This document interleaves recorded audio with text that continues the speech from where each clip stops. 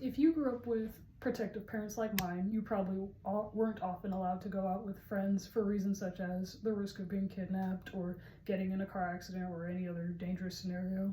I was used to only being allowed to spend time with my friends, supervised and within the confines of the school building. So you could probably imagine just how excited I got when I was given permission to go on my 9th grade art field trip to Grand Rapids.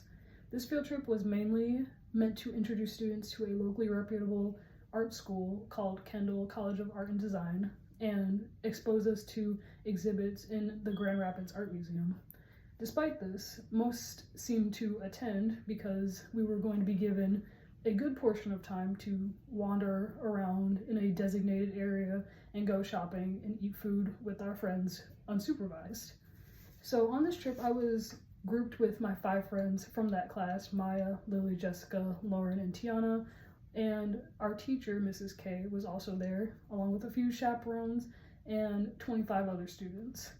For the first 2-3 hours of the trip, we were touring the college and then the art museum, which was fun, but it wasn't the main reason why I was excited for the trip. So after this initial visit to the college and the museum, we were given an hour or so to wander around and eat food and go shopping if we wanted. The first store we went to was a cafe called Madcap, which we followed our teacher into and got lattes. And then we went to Jimmy John's, where I spent most of my money on a sub that I ended up dumping 2 streets later. And then we went into a store called Store Encourage, where we tried on outfits and drew pictures that got hung up in the back of the store. And then we went to Nostology Shop and Studio, where we looked at some vintage things and some interesting finds like a candle called King of Farts, and we bought honey sticks to share later on the bus ride. We then met back up with the rest of our class and went to a comic store where I didn't buy anything because I spent most of my money on the sandwich. And then we were released to go have dinner.